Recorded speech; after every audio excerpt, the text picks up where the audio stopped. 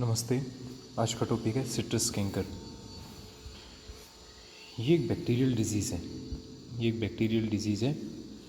और जितने भी लगभग जो भी आपकी सिट्रस की वैरायटीज़ होती है उन्हीं सभी सिट्रस वैरायटीज़ पे बहुत प्रोमिनेंट है।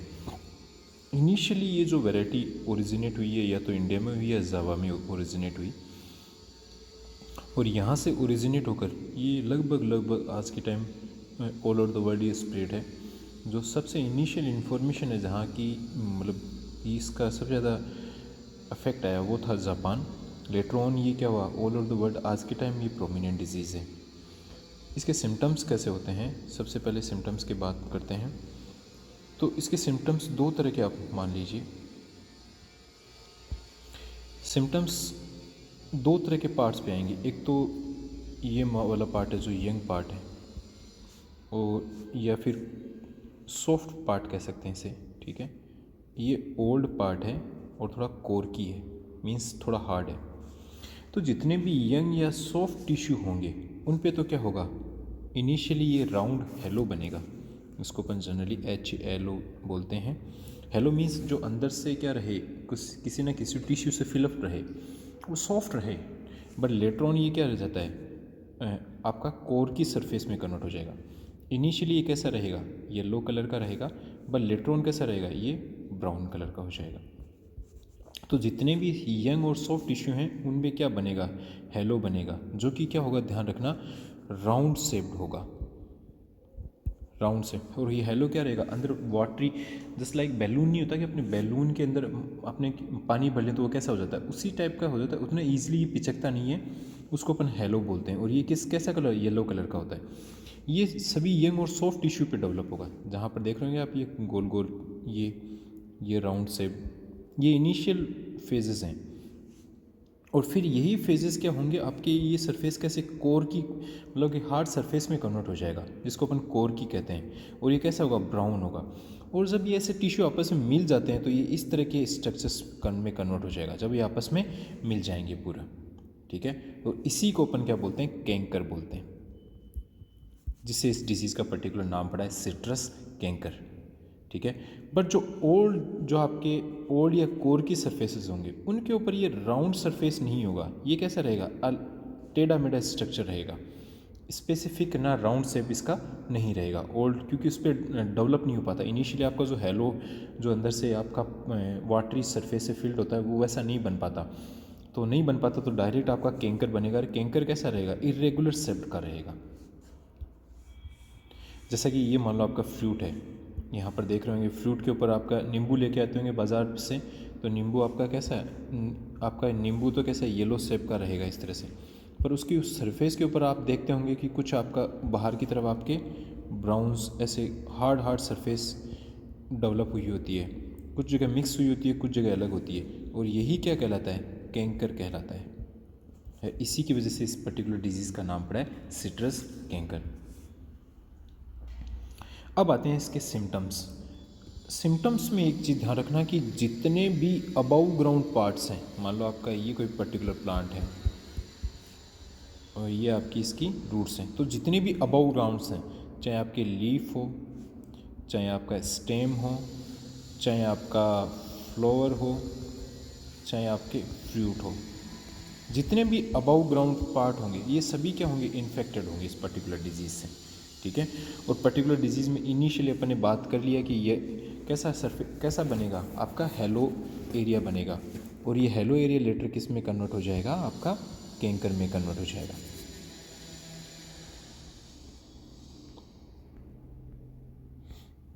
अब आते हैं इसके कोजल ऑर्गेनिज्म पे।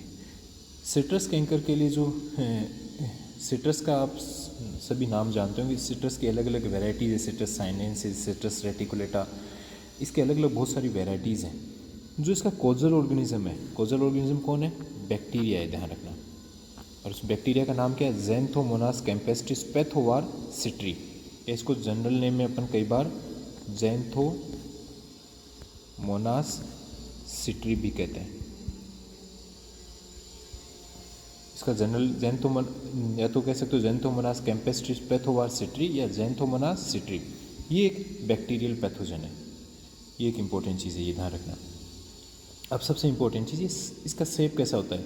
ये शॉर्ट रोड शेप्ड बैक्टीरियम है और इसका डिजीज़ साइकिल बहुत प्रोमिनेंट है। डिजीज़ साइकिल में आपको क्या रहेगा, इनिशियली क्या होगा, ये जनरली वायरस क्या कर, ये जो बैक्टीरिया है ये एक प्लांट से, हेल्थी प्लांट से दूसरे प्लांट पे ट्रांसफर हो। The inoculum is provided by disease twigs and leaves. ये डिजीज ट्विग्स हो सकती है कि कहीं से, जैसे नर्सरी से अपन पौध लेके आए उसमें भी हो सकती है। ये क्या हो सकता है, जैसे कोई ह्यूमन आया उसके हाथ से ये ट्रांसफ़र हुआ है। ये क्या है, किसी फील्ड के अंदर ऑलरेडी प्रेजेंट जो ट्विग्स हैं, जो आपकी डिजीज ट्विग्स है, लीव्स है, उसके अंदर ये आपका प्रेजेंट रहा हो। और अंदर क्या करता है, जब पेनिट्रेशन कर लेगा तो जो आपके इंटरसेलुलर स्पेसेस है वहाँ उसको डिजोल्व कर देगा, मिडिल लेमेला को डिजोल्व कर लेगा और कोर्टेक्स के अंदर इस्टेब्लिश हो जाएगा। ये मान लो आपका लीफ है, ये लीफ के अंदर क्या कर लेगा, यहाँ जो सरफेस होगा उसको, पूरा सरफेस को अंदर से खाली कर देगा और उसके कोर्टेक्स में डेवलप होकर ये क्या कर लेगा, वहाँ पर इसको अंदर से खाली करके वहाँ वाटरी टिश्यू इकट्ठा कर लेगा। उसके अंदर क्या करेगा, ये बैक्टीरियम क्या करेगा, ये बैक्टीरियम ग्रोथ करेगा। ये उसको आराम से ग्रोथ करने के लिए इस पर्टिकुलर जगह क्या है, सरफेस मिल जाती है। और ऑप्टिमम टेम्परेचर 25 to 35 डिग्री, इसमें सबसे इम्पोर्टेंट 30 डिग्री सेल्सियस है जहाँ पर ये ईजिली ग्रो कर पाता है। अब आता है इसकी फिजियोलॉजी। अब जो आपका टिश्यू रहेगा, जो टिश्यू रहेगा उसके अंदर क्या रहेगा, रेस्पिरेटरी जो रेट तो वो तो बहुत हाई रहेगा हेलो के अंदर, बट वहाँ क्लोरोफिल कंटेंट बहुत कम रहेगा। और reduction in the total measures sugar content and total ना, वो इसलिए ऑब्वियसली रहेगा क्योंकि अगर क्लोरोफिल नहीं है तो शुगर कंटेंट तो अपने आप ही उस पर्टिकुलर जगह के आप नहीं बन पाएंगे। आप कभी भी देखिएगा तो फील्ड में देखोगे तो जो आपका लीफ रहेगा, ये वाला लीफ रहेगा, उसके ऊपर कुछ हार्ड सरफेस इस तरह से डेवलप होता रहेगा, जो बाहर से अपन टच करेंगे तो बहुत हार्ड होगा, कोरकी होगा, और वो कोरकी ही एक्चुअली में क्या है, कैंकर है। अब इसका लास्ट पार्ट आता है कि एक्चुअली में इसका मैनेजमेंट कैसे करें। इस पर्टिकुलर जो बैक्टीरियल डिजीज़ है, इस पर्टिकुलर बैक्टीरियल डिजीज़ के लिए मैनेजमेंट के लिए 2-3 तरीके हैं। फर्स्ट तो सिंपल सा मेथड है जो आपका अपन पहले भी पढ़ चुके हैं, सैनिटेशन एंड रगिंग। जो जितने भी फील्ड में आपका फील्ड को सैनिटाइज करना है, आपको जो प्लांट है अपन उन प्लांट को सैनिटाइज करना है, जितने भी फील्ड इक्विपमेंट्स जो अपन काम में ले रहे हैं उनको सैनिटाइज करना है। अपन जो इन्फेक्टेड प्लांट है जिसकी अपन रगिंग कर रहे हैं, और रगिंग करने के बाद उस प्लांट को जला रहे हैं या बाहर फेंक रहे हैं, तो उसके जो जितने भी फील्ड इक्विपमेंट काम में लिए हैं, यूटेंसिल्स काम में लिए हैं, उनको सभी को सैनिटाइज करना है।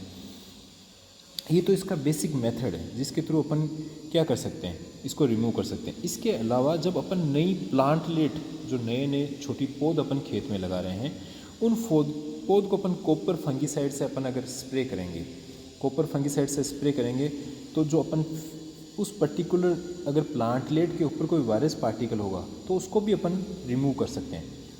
प्लस जितने भी जब पौध लगा रहे हैं तो थोड़ा ध्यान रखने वाली चीज़ ये है कि पौधे ऐसे लगाने चाहिए जो कि क्या हो, आपके मतलब कटे फटे कम हो, क्योंकि जितने ज़्यादा कटे फटे रहेंगे तो चांसेस इस डिजीज़ का स्प्रेड होने का उतना ही ज़्यादा रहेगा।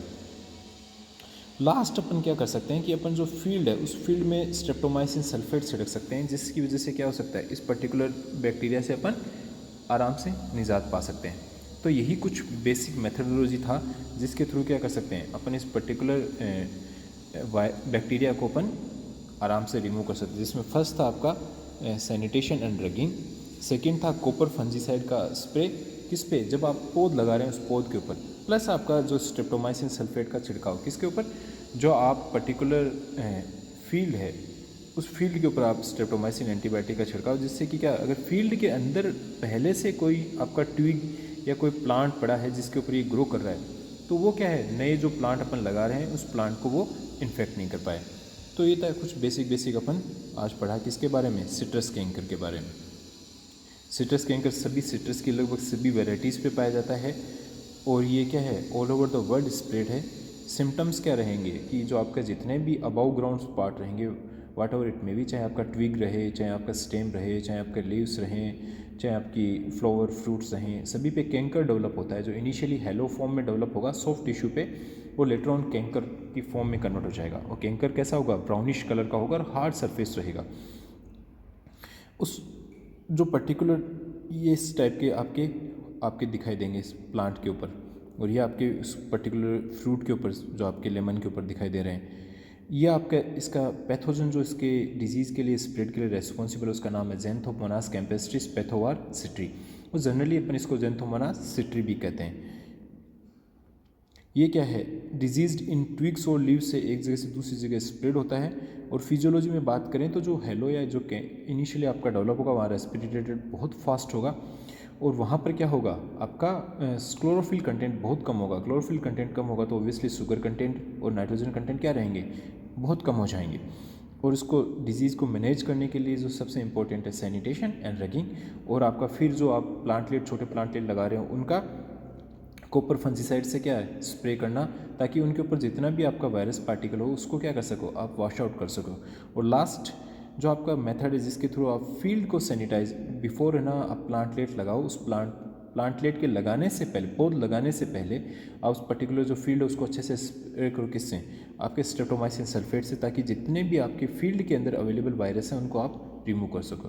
तो आज का टॉपिक इतना ही था, सिट्रस कैंकर।